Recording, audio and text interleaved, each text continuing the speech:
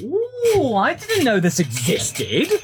Should we have some fun, folks? The official Formula One website at the end of every season does a little list for the team bosses and the drivers to complete.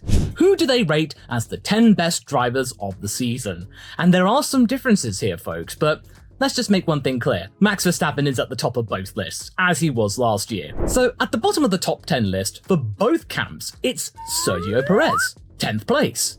Now, this to me is a little bit harsh, but last year he was rated around about in the bottom half of the top 10, and to be fair, he wasn't completely thrashed as he was this year, it becoming very clear from Max Verstappen that the moment that Sergio Perez got his win in Baku, Max was keen to not have that happen again. We realised that, oh, this wasn't Max just naturally being better than Checo, he was determined to stop Sergio from winning another race, and it's like, whoa, and this is Checo wanting to win the title next year. Oh god, don't stoke Max, Checo. So yes, after that, he did kind of fumble, and there were plenty of mistakes from Sergio Perez, and he was very lucky not to be out of the top 10. I am kind of surprised he was this low though, because he did secure second place in the Drivers' Championship and gave Christian Horner what he was looking for, a clean sweep for the first time in Red Bull's existence. So he did do some achievements there. But I suppose all of the accidents and the crashes and the fumbling of the bag, it kind of probably compromised him, and there probably were better drivers in terms of perspective. When it comes to number 9, the team bosses put George Russell, whereas the drivers rated Pierre Gasly. Now this little bit of a disconnect is something that really intrigues me, and you want to know what's even more interesting? Is that George Russell does not make the drivers list at all. He's not on there, which is something really intriguing, because the team bosses probably rate George a little more than Checo for the fact that he was there in helping doing the deed in getting Mercedes second place in the Constructors and technically doing better than they did last year. And I also feel like in terms of being a team player, George Russell was doing his best to play the team game, even though that did result in him making quite a few mistakes, like in Canada and in Singapore, but he did have that get-up-and-go attitude that was manifested at Williams. This is the kind of thing, as I've said many times, that Mercedes need to capitalize on, and I reckon the team bosses from the different teams valued that, especially James Vowles, the team where he learnt that tenacity from. Mercedes would do well to take heed of that, but at the same time, George does need to take it down a notch, so maybe that's why he's quite down on the list. And in terms of the drivers not rating him, that's really intriguing. But they do rate Pierre Gasly. So I suppose that's got something to do with him doing quite a good job in his first season at Alpine. He got a podium, just like Ocon, who, by the way, did not make the list in either camp. And I'm not really going to go there today. I'm already stirring the pot when it comes to Esteban, so I don't want to do that here. But Pierre did make the list for the drivers as the 9th best driver of the season. And I'm guessing that's just for the fact that he managed to integrate himself quite well with the team, and that there is a mindset going on in there, and Pierre is coming into that team at the right time, steering the camp in his direction, which might be a little bit more agreeable, and considering how well he did at AlphaTauri, in terms from a driver's perspective, he did a good job. But not quite as good as the people who got to P8. For the team bosses, they rated Alex Albon, and for P8 for the drivers, it was Oscar Piastri, a new entry. Now, what's really cool here is that Oscar Piastri made the list in his rookie year, and that is very impressive considering that the other rookies probably didn't. And when Franz Tost left, the former boss of AlphaTauri, he said that 2 drivers simply did not belong on the grid, but he didn't say who it was because he was trying to be kind, but wow, what a way to leave, making that kind of an impression. But we're not going to go there because Oscar Piastri definitely was not one of those 2. Him in his rookie year, at points, made us forget that he was a rookie. And in the eyes of the drivers, that is something that they've rated fairly well. But Oscar Piastri does feature in the team bosses thing a little bit later on. But in terms of Alex Albon, that is completely justified. Alex completely turned things around for that team, giving Williams P7 in the Constructors and providing the team some kind of hope that whatever James Vowles is doing is working. The team combination of Albon and Vowles and now Pat Fry building the team up again, it's going to be pretty juicy. And the team bosses have recognized the value and contribution that Alex has provided, so he makes the top 10 for Williams. And you know that I was talking about Oscar Piastri making an impression, but the team bosses, he was there at number 7. And Alex does the complete switch, and he is valued more by the drivers than the team bosses. Now, this is all relative. P8, P7, not that much of a difference, but the drivers rate Alex's contribution slightly more than Oscar's, and I think I can understand why. probably for the fact that Alex was able to turn his career around in such a short space of time. When he got demoted to being a reserve driver, having no room at the end because Pierre Gasly got that in 2019 for Toro Rosso and then AlphaTauri, people didn't think he would get a chance to be back in Formula One. Then he got his time at Williams, and he was proven right to have been selected for that team. And the teams obviously rate this uptick in form and his second chance in Formula One quite highly. Of course, for the drivers list, there were other drivers that did better. But the fact is, though, is that Alex Albon has completely redefined his career, and the drivers have recognised that. And for Oscar Piastri and being rated higher by the team bosses, I mean, come on. It's a brand new rookie, young blood. And considering how that Zach Brown is locking that guy down considerably, and Andrea Stella likens him to a combination of Michael Schumacher and Fernando Alonso, of course the team bosses are going to rate him quite highly because he is a star for the future. He is probably going to be on this list again next year and probably broaching the top 5. Everyone's really intrigued about what Oscar can do here, folks. You really should keep an eye on this boy. Seriously. Now this one is pretty cut and dry. Carlos Sainz is rated in 6th for both the bosses and the drivers.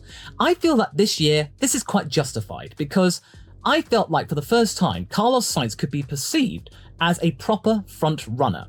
Like, he's not a midfield driver with imposter syndrome right here. Sure, he made his career defining himself as being a bit of an underdog with McLaren, getting that podium for them, 2020 being fantastic for him. He gets the call up to Ferrari, expected to be the number 2 for Charles, but then he completely doesn't do that and gives him a headache. And now he got the only non-Red Bull win this season. This has been his year in redefining him completely in the Formula One space. But at the same time, that comes with some caveats, because if you're going to be rated as a front-running driver now, there are going to be higher standards. And I think that next year is going to be very interesting in the direction of where Ferrari's going to go, because it's going to be quite obvious that Ferrari want to keep Charles Leclerc. Fred Vasseur is a Charles Leclerc fan, and both contracts are up next year. Who are they going to prioritize? Even though they claim that there are not going to be any team orders. Yeah, right, of course it's going to be Charles. Carlos Sainz is going to be banging his head against a wall, trying to convince the team to go his direction. But Charles does have the impetus. So it's going to be up to Carlos Sainz this year to really stake his claim for any other team. Many people mooting him for Audi and the Sauber project for 2025, but he's been insisting that he's not going to do that. He's determined to stay at Ferrari for as long as he can. That is fair enough, because Ferrari might be on the uptick with their Project 676 idea, and considering that he is now in 6th place, it's certainly brought him closer to Charles Leclerc than last year. Charles Leclerc tumbling down the order slightly in both camps. For the drivers, they rate him as the 5th best driver. But who's the 5th best driver for the bosses? Why, it's none other than Lewis Hamilton. Really? Well, I guess when you think about the other drivers, I think there might be some justification here. But hear me out. This is not me rating him. This is the team bosses rating him lower than the drivers are. I reckon it's down to the fact that there are other drivers on this list that have gotten some more achievements over Lewis. Sure, Lewis has cemented himself as the best of the rest for 2023, securing 3rd place in the Drivers' Championship, almost getting 2nd place right at the end in a much inferior car to the RB19, providing that real good mentality. That would have been really tenacious if he got that. 2nd place in the driver's standings in what could be described as the 3rd or 4th fastest car sometimes. That would have been a really impressive show, especially without a single win to his name. But at the same time, there are other drivers that probably the team bosses rate slightly higher. But the fact he's in the top 5 is still a solid position, and the drivers do rate him higher. But who is higher than Lewis Hamilton in the eyes of the team bosses? Well, that is Charles Leclerc. And in 4th place for the drivers, it's none other than little Lando Norris. Now, for the drivers, I certainly don't find this surprising at all, because Lando Norris has scored the most amount of podiums in a single season for himself, and is looking likely to kick on into being Lando Prime for the following year. Sure, he's got the likes of Oscar Piastri breathing down his neck, but Oscar still has a lot to work on. It's only his 2nd season in Formula One. There's plenty of unknowns here, whereas with Lando, there are more known quantities at play here. The fact that he was able to go from 1 podium in 2022 to nigh on 7 this season, that's incredible progress. And McLaren are just looking better and better and better. So I think that first win is very, very likely, but I don't know when exactly. Maybe we might see that at Imola perhaps, one of his favourite tracks, or maybe at Austria, another one of his favourite tracks. Certainly being intrigued to see that. But I feel like this position for the drivers is perfectly fair. But as for Charles with the bosses, maybe the bosses are aware because they're running the entire widget that bad luck came into play for Charles' season. He was so close to getting a better position in the driver's standings, but bad luck in Brazil particularly got the better of him. His pole to win conversion rate is very unfortunate, and I think the team bosses recognized this, that there were factors beyond his control that hindered his campaign in 2022 and in 2023. So therefore, that's why I can see maybe he's in P4 for the team bosses at least. But we gotta go back to Lando, because they actually rate Lando in P3, the team bosses, which is really intriguing, not too dissimilar to the amount of praise that I was mentioning for the drivers. But in terms of P3 for the drivers, that's Fernando Alonso. I'm not surprised at all. Fernando Alonso being in the top 3, of course he is. At the age of 42, he scores that many podiums for Aston Martin, who nobody expected to be that good. Although really, they were kind of mooting that in the previous season in terms of their 5-year plan, so this shouldn't come as such a major surprise. But the fact is though, he does make this list and quite well deserved. Although the team bosses rate him slightly higher in 2nd place, but he is one of the biggest stories of the season, getting that many podiums for an unsuspecting team at that age in his 40s. We did not expect that at all. Sure, Fernando Alonso is tenacious and he would have gotten some really feisty podiums, maybe 1 or 2, but not that many, surely. This was remarkable. And now we can realistically think that next year, if Aston Martin get their 5-year plan right and they can focus on their upgrade path properly instead of deviating from Canada, we could see a Fernando Alonso win, finally. And that would be tremendous for the sport. But in terms of the drivers, they rate Lewis Hamilton slightly higher, and I'm guessing maybe from the eyes of the drivers, he was working with a car that was not agreeable for the majority of the season, and yet he was still able to get podiums, have tremendous endgame when the drivers, are fighting against Lewis Hamilton and he comes steaming through, and I think in that situation, they consider him to be quite formidable. And that's probably why he's the 2nd best driver, and of course he has those 7 titles as well.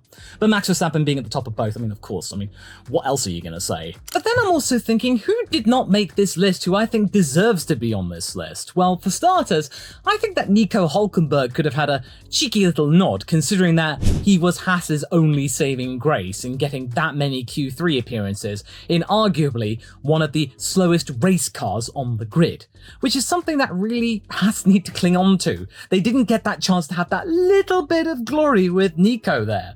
Daniel Ricciardo not being on the list, well, it's nice to have him back as a miracle story, but we didn't really get to see enough of his tale, because he was hindered with that injury, which he had to resort to MotoGP levels of recovery, and something he found incredibly bizarre, and he likened it to having his hand being squashed by an elephant in terms of the recovery process.